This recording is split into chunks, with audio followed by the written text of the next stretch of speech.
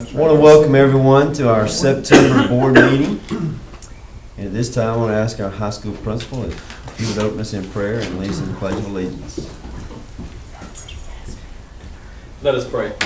Our Father which art in heaven, God, we come now just thank you for this day. We thank you, O God, for this appointed time, God. We now pray, O God, for every board member seated, O God. We pray, O God, that as they make decisions that's in favor of our students, God, we pray that you give them your wisdom, your guidance, and your understanding to make the decision that is best for the county. Pray for our superintendent, God. Just continue to give him the knowledge and the vision to lead this district. Pray for every parent, every teacher, every administrator, God, just everyone in the district. Now, God, we just say that you have your way in this meeting today, and God, that you be glorified in all that we do. In Jesus' name we pray. Amen. Amen. I pledge allegiance To the flag of the United States of America and to the republic for which it stands, one nation, under God, indivisible, with liberty and justice for all. Thank you, Dr. Gumby. In front of you have your consent items, which consist of the agenda, the minutes of the August 13th and August 21st meetings, a request for use of Buddy Buffer Field for Pop Warner football, and fundraisers by the FCCLA.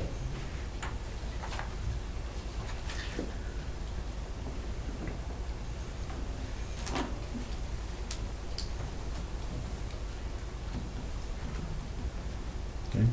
I have a motion to accept the consent items. I have a motion by Mr. Madison to accept the consent items. Do I have a second? Second by Mr. Heitman. All in favor? All opposed?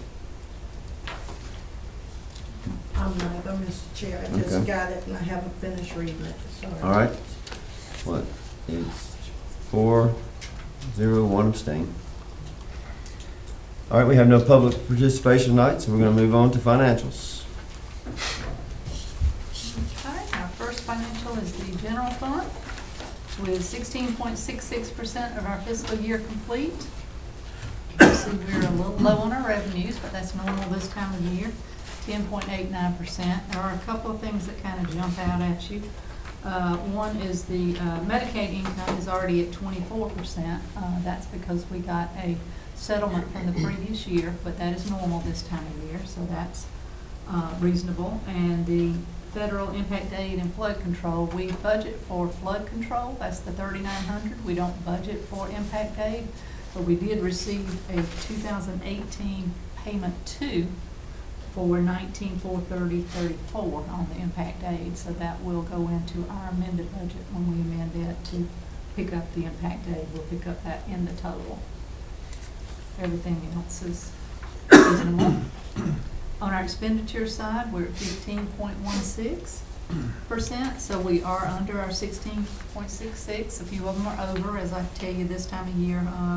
Some dues and fees, insurance, and software that are make those few go over, but everything is reasonable for this time of year. On our balance sheet, we've got about $2.4 million in the bank and about 1.5 in our fund equity. That you'll see that be going down each month until we start getting our tax money in, usually in December. So that again is reasonable for this time of year. The fourth page is just the summary showing the beginning equity and revenues, the expenditures, and the ending equity. On our SPLOST collections, not quite as good as last month, but still above our budget of $50,000. So our SPLOST is holding. It's higher than it was last year this time when you look at that, and the year before. So we are still very pleased with our SPLOST collections. Hard to say. On the SPLOST summary, you can see that we have a balance in the SPLOST account, $606,621, and our bond tax of $372,345, giving us $978,966 towards our bond and interest payments. We've got a payment due October the 1st. We'll pay that at the end of this month, $416,262.50, and the rest will go towards the April 1st payment of that $1.136 million. On the capital projects, no changes there, a little bit of interest, so we've still got about 52,000 available for projects. I don't have anything designated at this point. Any questions for Ms. Bufford on the financials? I got one.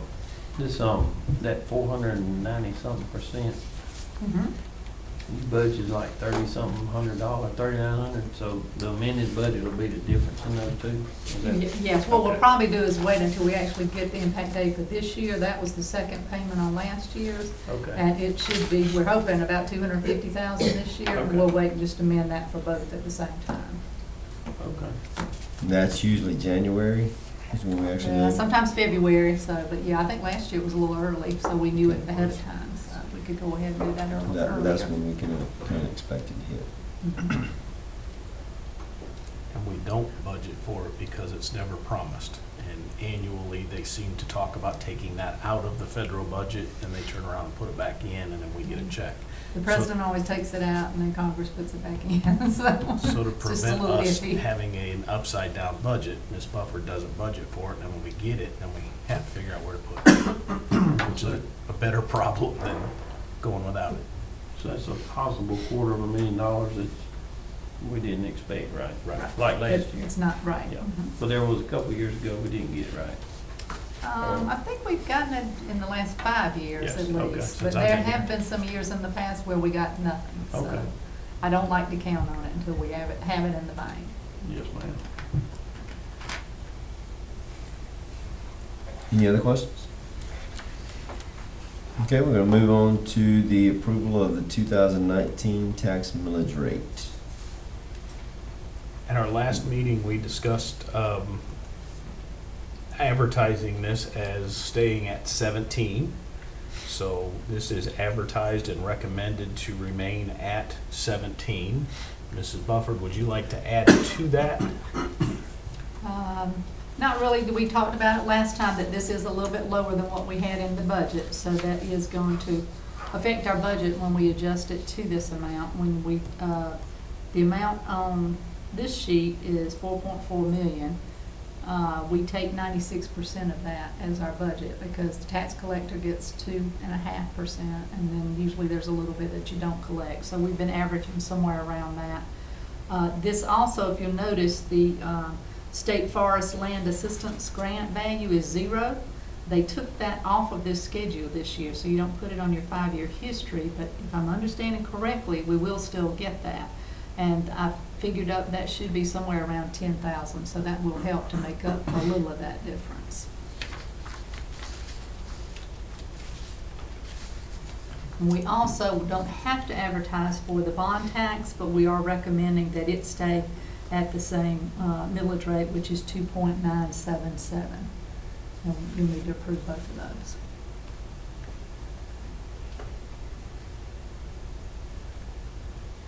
Any questions? Any more discussion on these millage rates? In both cases, our hope is that the actual digest goes up throughout the year and it'll actually come in higher. There's a difference of about, what was it? 55,000. 55,000, yeah. And then possibly the 10,000, so you're at 45,000. Well, the 55 is No, no. with the 10. Yeah, Okay. she's already given you that. Oh, okay. Hmm. All right, I need a motion to set the millage rate at 17 for the M&O and 2.97 2.977 .977 for the capital bond tax. bond tax. Have a motion by Mr. Madison, Second. and a second by Ms. Barksdale. All in favor? Unanimous.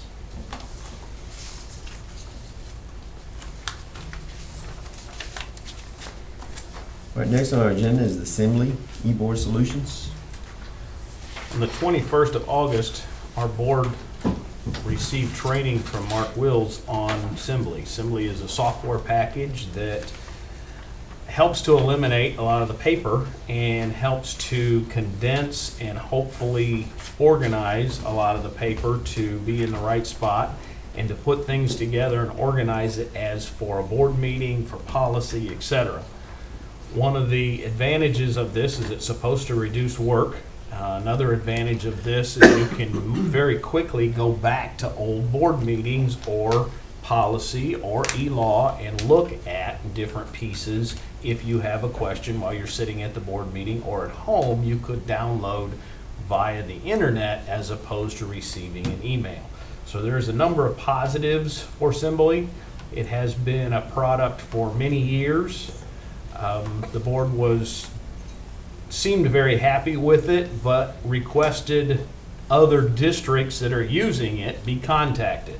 I talked to 3 different district superintendents and the secretary for those districts, and all of them were extremely happy with it, very positive, and talked about the amount of work that it saved. One of the districts, being Jenkins, said that she has not worked as a superintendent without it, so she doesn't know how to do it without it. But the other 2 were very happy with it. So I'm recommending that we purchase Assembly as the meeting section, the e-law, and policy. And as we like this and see a need, we can always expand into the other pieces if we want those. Now, in talking to Mark this morning, he assured me that that setup fee is one time. So if we would come back and add, say, evaluation, communication, and documents, we wouldn't be charged an additional $1,000 setup fee. That's just a one-time deal. So again, I'm recommending the meetings portion, e-law, and policy. Now, in that meeting, Ms. Freeman asked the question of the hourly rate for our attorneys. They told me that they don't publish it that way, but the lowest hourly rate is $155 an hour. The highest hourly rate is $245 an hour, and you and I both know who that is. And the other folks are in between, so that gives you a range to discuss. Now, we can use e-law as sending them questions as opposed to calling Corey directly. I don't know how effective that's going to be. I'll have to work with it and find out, but that'll help give you an understanding of how we could reduce some of our Harvard and Hartley bill.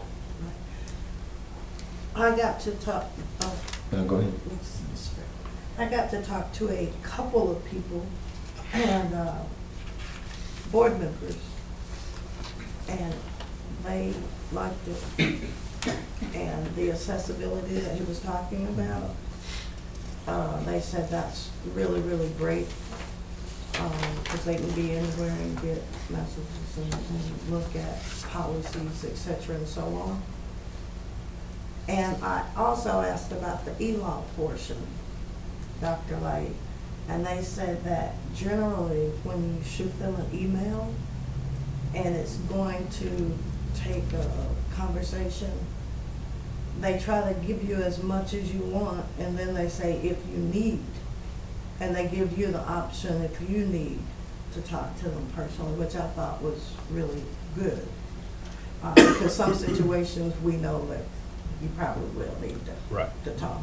But generally, they said for general stuff and some comprehensive stuff, they just do it over the computer, which was really good. And they save quite a bit.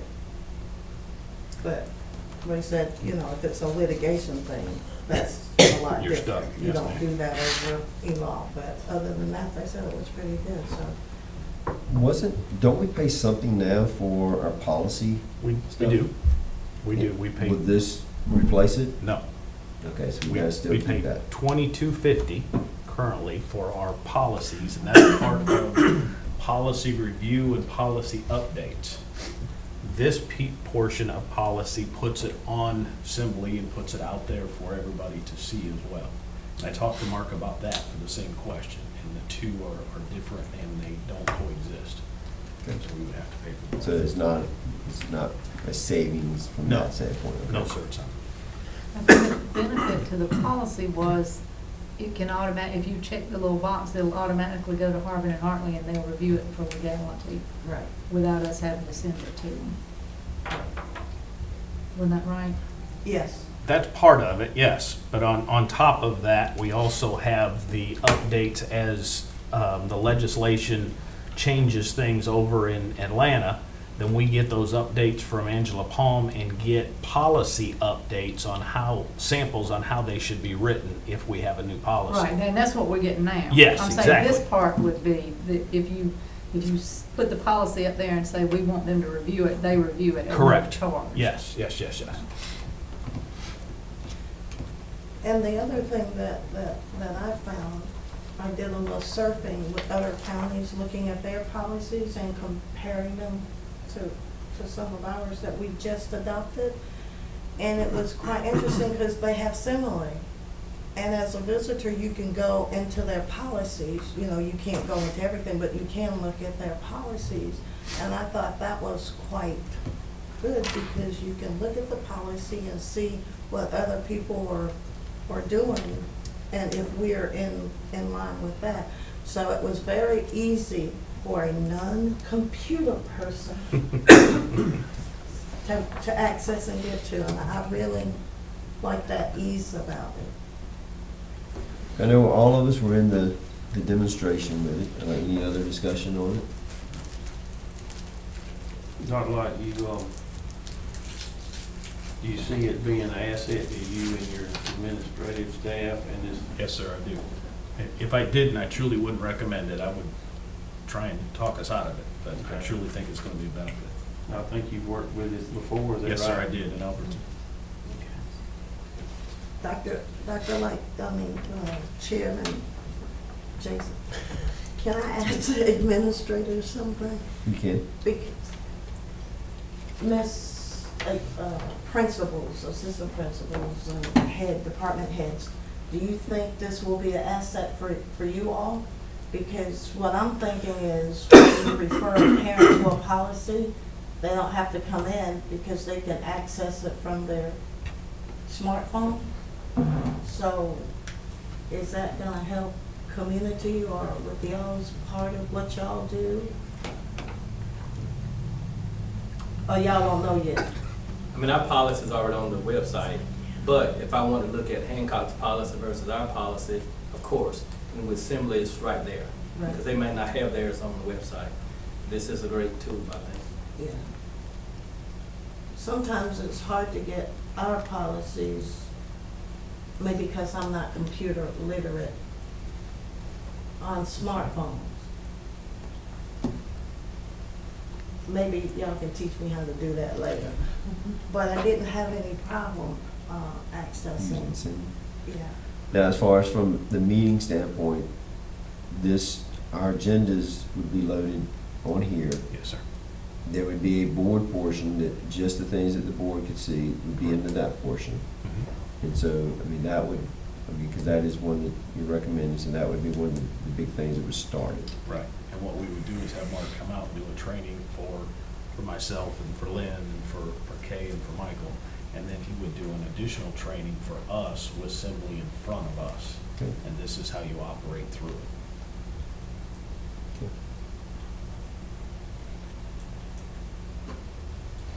All right, well, you see the recommendation of the superintendent.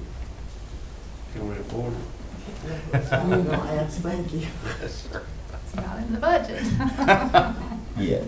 Not yet. We will amend the budget. But yes, we can afford it. We can? Yeah. Ms. Butler said we could afford it. Yes, I think we can. Okay.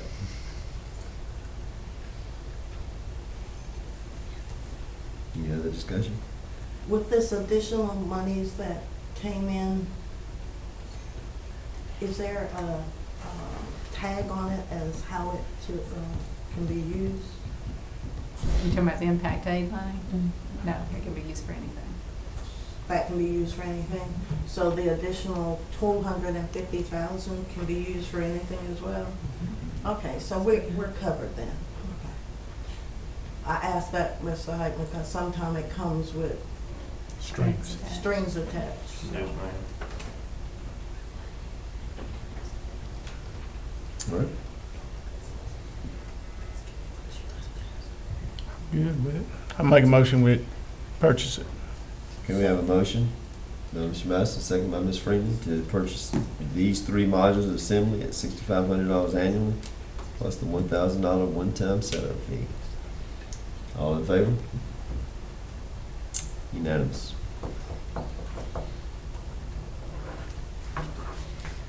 All right, we have 6 policies for review. ABD is superintendent legal status. That is fine as written and reviewed. BBABA, duties of the chairperson, is fine as written. BBABB, duties of the board vice chairperson, is correct as written. Well, Jason wanted to add a lot to that. Superintendent legal status, CE, is fine as written.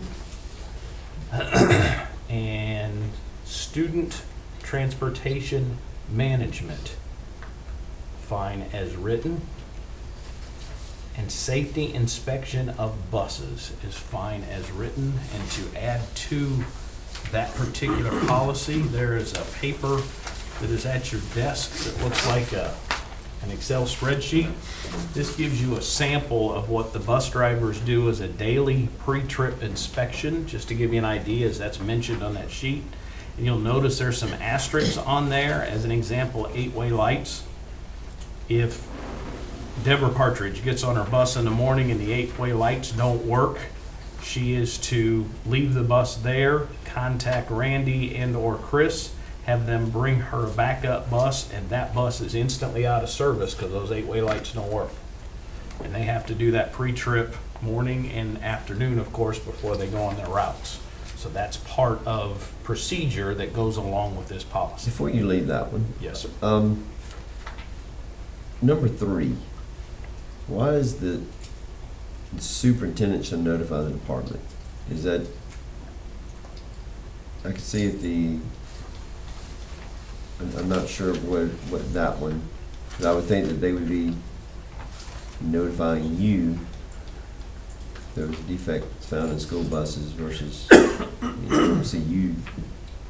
And I believe that's part of the state going through the process of checking all of the buses, letting me know that there's a defect. We have to fix that before the state will come back and put a sticker on it and make it right. Okay, this is just like a recall or something? Yes, sir. Okay. Or if there's something wrong with the bus, when the state guys inspect those every year. And if he puts a sticker on it and says it's not going anywhere, there's something wrong with it, they notify me of that and say bus 1601 is out of service until you put in a transmission, I don't know, pick something. So when that happens, I'm notified of that so that I know it's out of service and it has to be repaired before we do anything with it.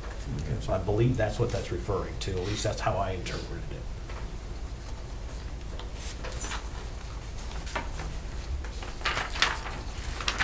The next one down is policy for revision, which is LDAJ and LDAJA.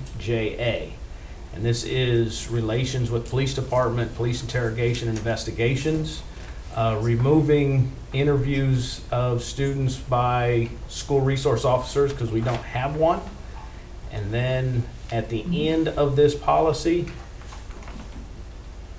cross-reference LD, LDAF, and LDAG are no longer applicable, so we cross those out.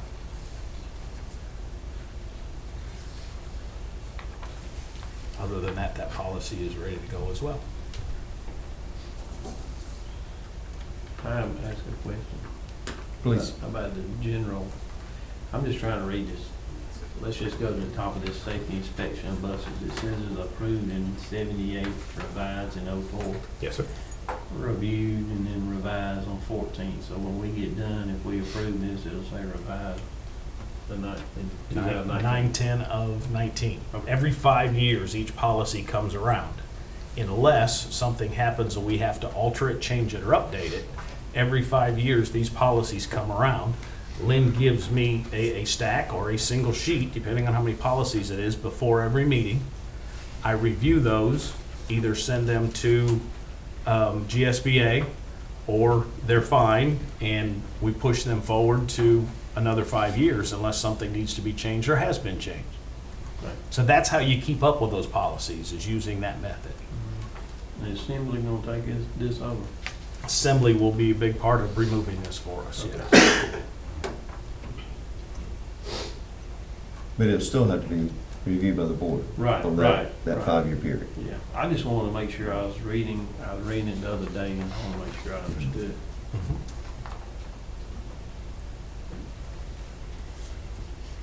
Okay. Next on our agenda is superintendent's reports. Okay, in front of you, you have the student enrollment summary report. I just wanted to print that and put that out for the board. In the upper right-hand corner in yellow, it shows you the totals, which is 1122. Last year, we were at 1063. So it is an improvement and an increase, which is positive. I'm hoping that all of them stay and bring friends and we continue to increase, but just trying to keep you up to date on where we're at with our enrollment. The next item is Mr. Williams's brainchild, and I think a super idea. We have the REACH scholarship that we are trying to provide a scholarship for a student who is a first-time college attendee, and the board voted on us being part of that REACH scholarship program last year. Well, part of that program is to raise a little bit of money. We have done fundraisers such as teachers wearing jeans either for a month or for a particular day. That has worked well, but we're trying to add to that, and Mr. Williams came up with an idea of having a basketball game. Now, this is not any standard basketball game. This is a very special basketball game, and I'll let Mr. Williams describe how this is going to work, and he's done this in Thompson. Is that correct, sir? Okay. Go right ahead. All right, so as you may, or I can remind you, REACH Scholarship, last year we were able to award 5 student scholarships, $10,000 scholarships as 8th graders, which they, as long as they keep just an average beat GPA, don't get in any trouble. When they graduate high school, they will have $2,500 each semester, and depending if they go to a school in Georgia, and depending on if it's a certain schools will match, and some will double match. So if a student goes to Georgia State, that $2,500 now becomes to $7,500 they get each semester. Last year was a free year. The Georgia Student Finance Commission gave us all $10,000 for each student. Now, from now on, each time you give a student each scholar you select, we have to raise $1,500 of the $10,000. Georgia Student Finance Commission will provide $8,500. We have to provide $1,500. Last year, we were able to raise around $2,400. We got an anonymous donor to donate $640, so we're able to submit $3,000. So we are going to be able to select 2 students, 2 8th grade students to be REACH scholars in the next 3 weeks. So to help us raise more funds, came up with an alumni basketball game. We are going to do 2 Gene months, September and March. Teachers are already participated, paying $20 so they can wear jeans for the full month. And in March, some that teachers interested in wearing. And we do not solicit donations from churches, haven't done any solicitation with businesses. Been in the Boost Club means no, we don't need to keep going to businesses for stuff and they get everything else. And churches, I don't want to get involved in all that begging. So we try to come up with something that people actually want to do that they won't feel pressure to participate in. So another idea I have is an alumni basketball game on Lincoln County versus Washington Wilkes, Battle 378. The details, we want to charge $20 for the individuals to play, $5 to watch, $3 for students. We're playing with the time, whether we start at 5 or 4. We introduce the players, officials, and the REACH scholars, of course, because it's for them and to help raise funds. 1 regulation game. I already talked with Ms. Dalika Lee, and she's talked with the REACH coordinator in Washington Wilkes, so they're on board with this. A jump fundraiser. We'll host it this year. That weekend, October 26th, that is homecoming weekend. So we have the homecoming game that Friday. So we know our fans, alumni be in town. There's no Georgia football game that weekend. So we kind of cleared. There shouldn't be anything impacting other than maybe a class of 2009. I think I've seen some with Mr. Colors promoting something they want to do with their alumni event, and maybe some other 9 classes. We talked about trying to do it after the Washington Wilson Lincoln County football game, but probably people talked me out of it, said it might not be a good deal, a good idea just in case something happened like last year. So we're gonna give a little space, so if something happens at the football game or after the football game, it won't have any impact on no violence or anything at this game. So again, that's a little more. We got to raise $1,500 each student.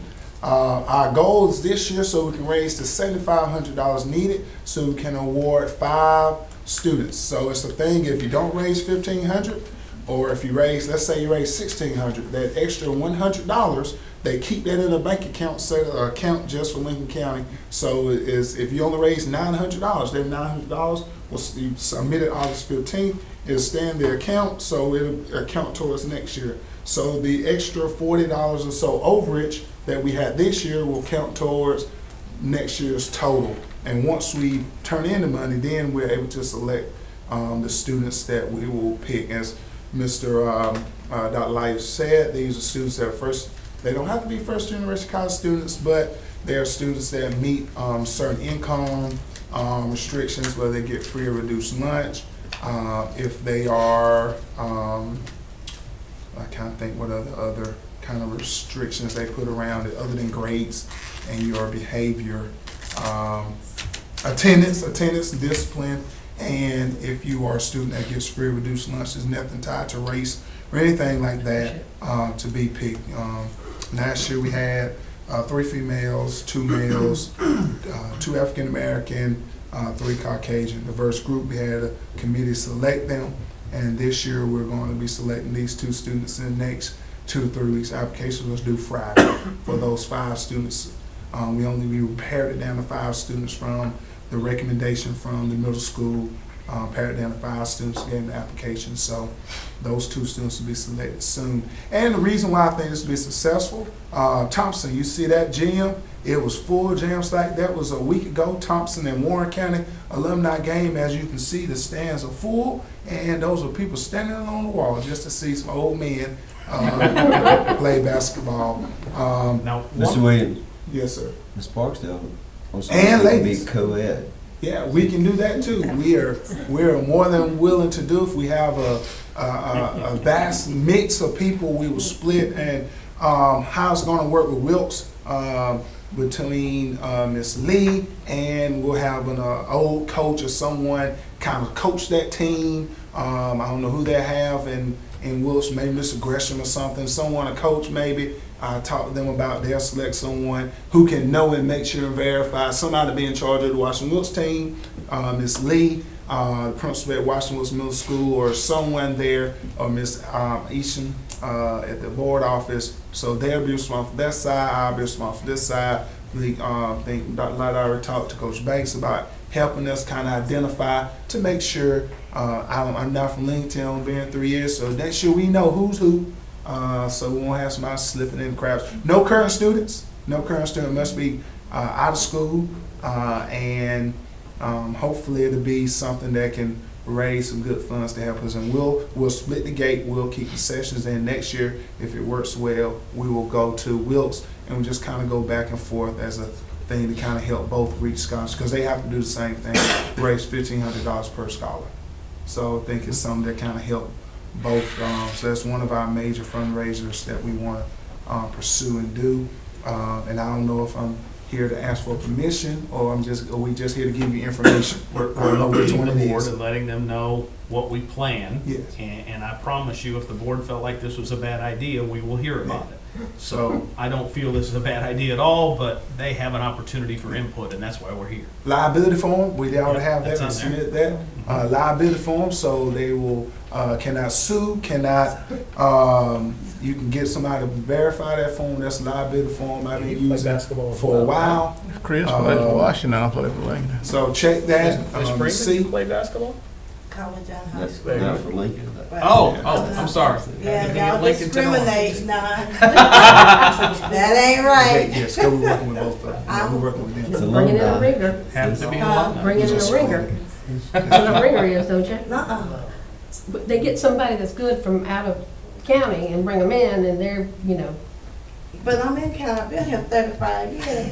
I attended school one day. ringer. I was married with children. Can do it those days. So, we have that liability, to make sure, no one gets hurt. Well, they do get hurt. If we're not can't sue us, we're not responsible for y'all shade and you go out there and pull a muscle. Hopefully it'll be something that can help us. They're one of our 3, fundraisers, Gene Months and those things. Hopefully other ideas. People have asked about, let's do an offering at the church. I know some preachers like, no, even though it's for the kids, some preachers no. And so it's a lot of things. And again, we're not trying to do businesses, don't want to do plate sales and may not make $200. So we have to, we can. So kind of think on a big scale. I think one thing we talked about, maybe Dr. Light can help because I don't know anything about bass fishing, about the bass fishing tournament. That's something that people have suggested and talked about. Dr. Light has more experience with that. So those are kind of where we are, to do something that won't strain the resources of the community. That's one thing we're trying not to do, is put another fundraiser, another strain. If it's something we do is something that you actually want to participate in, and we don't want to be begging or asking strongly for donations. Thank you, Mr. Weeks. So I noticed $3,000 last year for jeans, 2,400, yes, sir. $20 3 schools. pretty good. Y'all like jeans, don't you? What about like $50 for shorts? Shorts and toe Well, tags. I think Ms. Made Kirkland, the dress code. I think Ms. Kirkland said maybe we can do 50 for the board office. There you go. I might be willing to pay 50 if I go jeans. Well, you know, that was an option. Just threw it out there. Next item for superintendent's report is safety grants. Just trying to keep the board informed on what's going on. Safety grant, we had talked about the outdoor lighting upgrades that we made were part of a safety grant, and we have just submitted that information to the state, and we're waiting to get that money back. That safety grant is a bond grant that the state actually sells bonds, and then we have to invest the money, then they turn around and reimburse us for the funds that meet that safety requirement, and exterior lighting is one of those. We have currently applied for $21,688 out of a total grant amount of $32,185. So as we receive those funds, that goes back into the general fund to replace what we spent that money on for the exterior lighting on both campuses, and both campuses are within that bond grant. Now, the second grant that you've probably heard about that is a safety grant is the governor gave $30,000 per school for safety purposes. And there is parameters on that grant as well on what you can use it for. But one of the things that were discussed was doors, locks, and exterior security.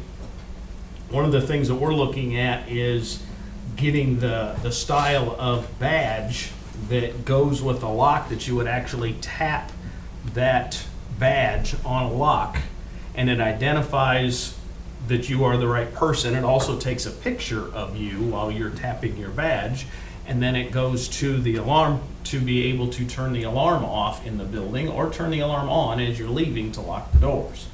And you would have, say, 5 to 10 exterior doors that are operated by this, which would reduce a lot of the keys. Then you would only have to worry about interior keys to be able to move about the building. And we're looking at that on both campuses as well. So that would be within our 30,000 per school, so technically we have 90 in the district, but currently they're telling us, they're being very specific, you can't spend $30,001 at the high school and $29,998 at the other school. They're very specific, 30 only. So just to try and keep you informed of what's going on, what we're looking at, what we're trying to do. So that's part of these two safety grants. Can I ask a question? Sure. Okay, so, what is it, the middle school gets 30 and the high and the elementary? Yes, sir. Okay. Yes, sir. Wow. Because they're all separate facilities on the facility plan. Can I ask you a question? Sure. Jason? These locks, are they electronic, or are they, yeah, how do they operate? They're electrically driven with a battery backup, is the way I understand it. So if the power goes out, you can still get in. I asked that question. Yeah. Yes. Have you ever had an electric, like when the power go out? With your door Yeah, you be standing operator. outside till you find your key. Mhm. And who would have the badges is all the teachers? Yes. Okay. Obviously, administrators, custodians, people who currently have keys. It would just help eliminate a lot of that. Is there anything else that's more needed? Well, we've done cameras and camera upgrades. We've done that. We've done the alarm at the elementary school. We've done that and upgraded that.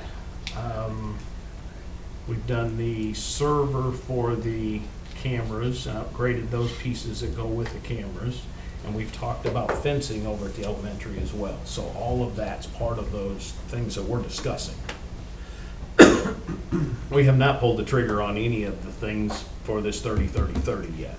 We're still in the discussion phase and how to best spend that money to meet the needs of that individual school. It's for safety, correct? Yes.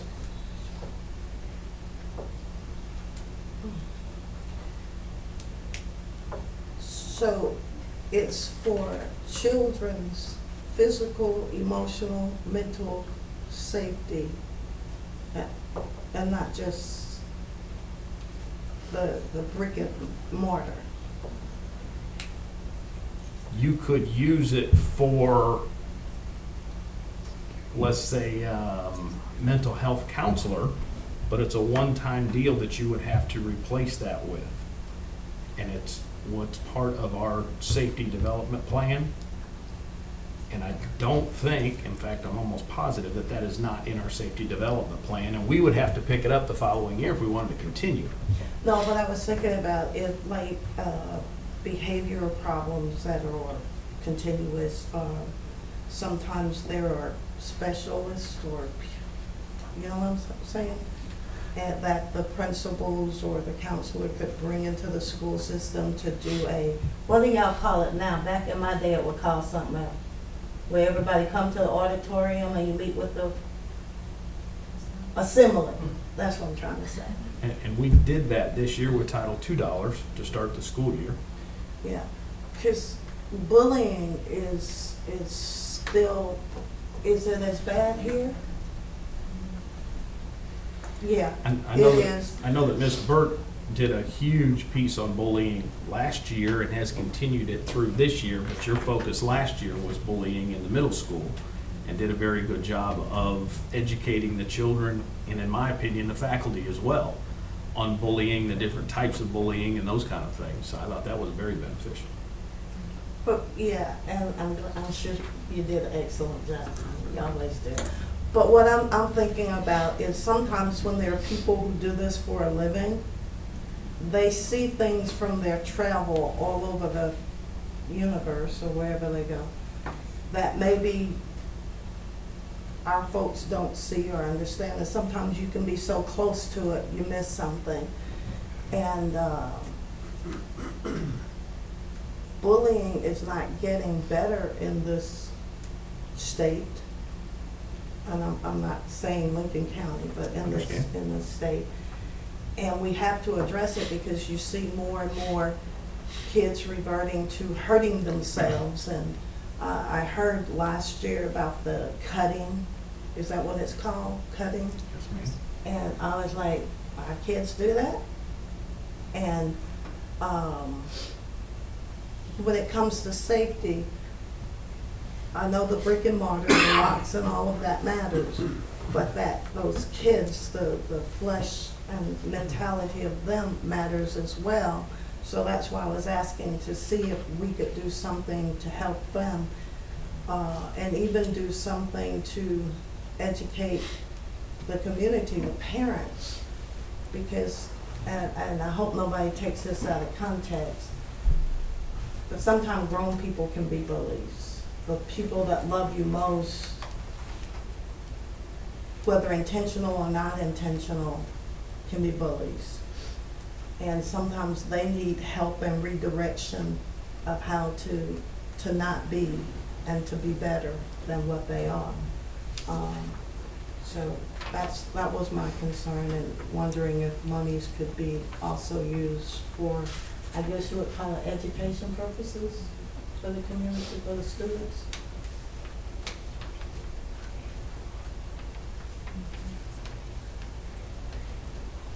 Find out. Yeah, I mean, Doesn't hurt And to ask. you're working with all the principals for Absolutely. their, I mean, getting their For their input, yes, for what definitely. they feel they need. Yes. Okay. Thank you, sir. I have one more that I just got yesterday. Let me back up and give you a little bit of background. Over the summer, we lost the air conditioner over Mrs. Hobbins' room. They got it running partially over Mrs. Hobbins' room, and it's keeping up, but we know that it's not going to last a long time. That being said, while it was down and it was extremely hot over the summer, we got some spores that grew in that room. We thought we had them cleaned out. We thought we had it taken care of. We got, not a dehumidifier, it was a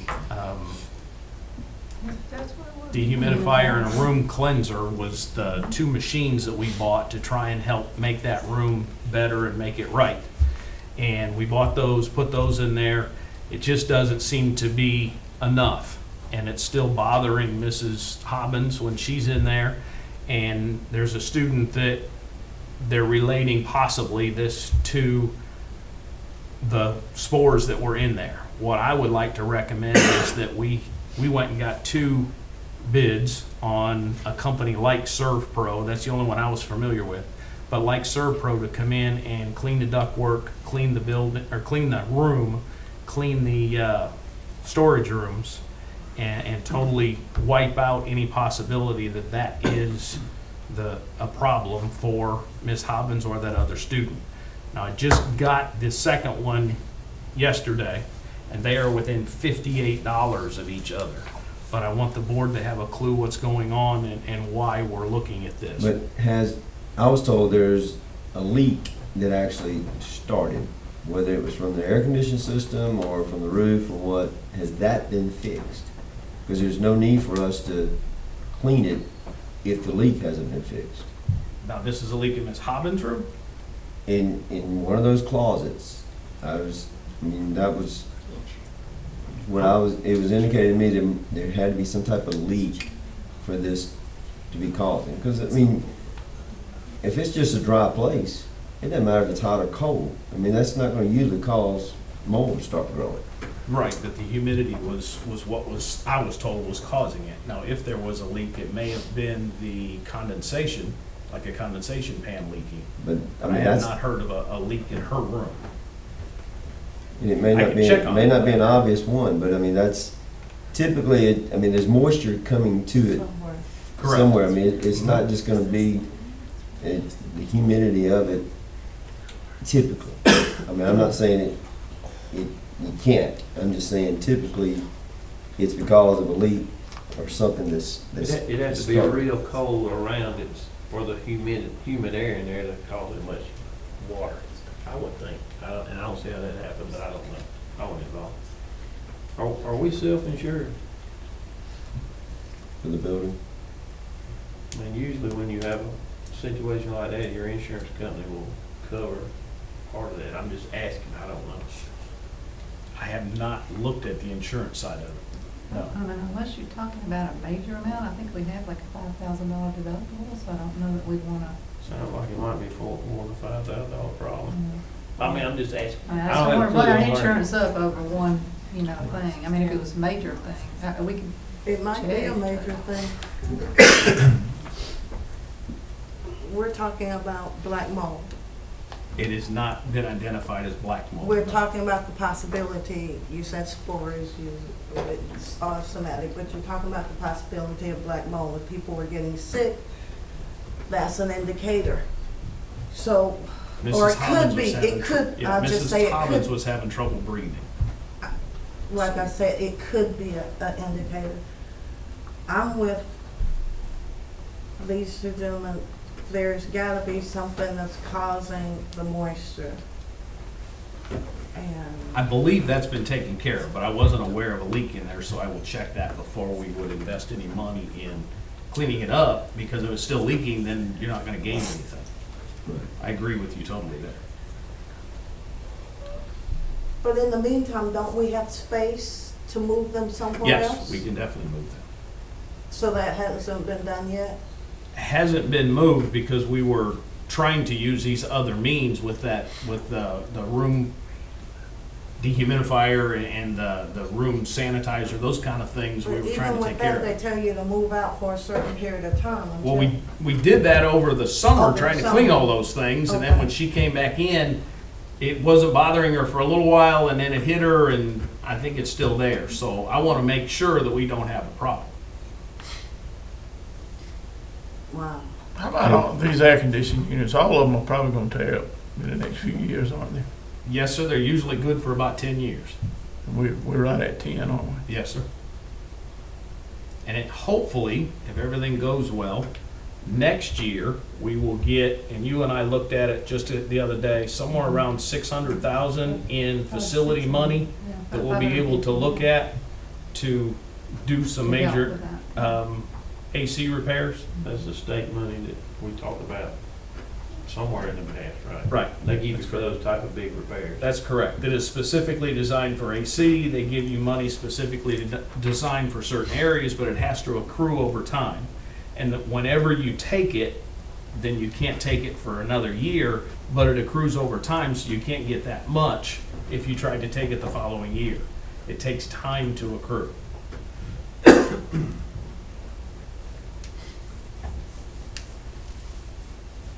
So, what, I mean, I know we stopped you, but are you needing to present something to us, or is it Servpro, is it an amount that we would even have to approve, or?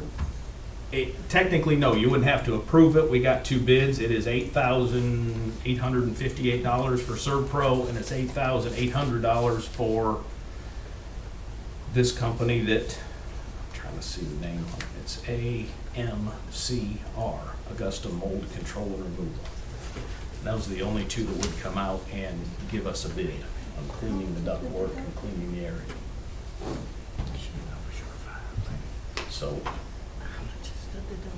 just trying to educate the board on what's going on. Ms. Buffer said it was 5,000. Is that for sure? For insurance, the deductible is 5,000, right? I think so. I can check and make sure. Yeah, we'll check that. We'll check that. Okay. Just let us know. Yes, sir. And that's all I have. All right, I need a motion to go into executive session. A motion to go into executive session. Second. Second by Mr. Hackett. All right, call our meeting back to order. The superintendent has recommended, and I make a motion that we hire Michael David Chastain as a substitute bus driver. Second by Mr. Madison. All in favor? Unanimous. Superintendent has recommended, and I make a motion that we accept the resignation of Heather Wingrove as a school bus driver, effective August 28th. Second by Ms. Freeman. All in favor? Unanimous. Superintendent has recommended, and I make a motion that we accept the resignation of Miss Adelia Andrews as a parapro from the high school. We have a second by Mr. Madison. All in favor? Unanimous. The superintendent is recommended, and I make a motion that we hire Daisha Bussey as a long-term substitute parapro for the high school. Second by Ms. Freeman. All in favor? Unanimous. The superintendent is recommended, and I make a motion that we hire the following as substitute, that we approve the following as substitute teachers. Laurel Gray, Sheila Bentley, Stevie Marie Chapman, Shelby Harris, Pamela Davis, Jasmine Cleveland, Francine Hogan, Michael Fogarty, Gabrielle Torres, Rebecca Bowers, Brett Matthews, and Eva Clary.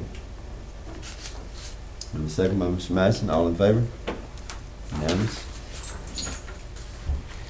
The superintendent is recommended, and I make a motion that we approve the following as substitute custodians.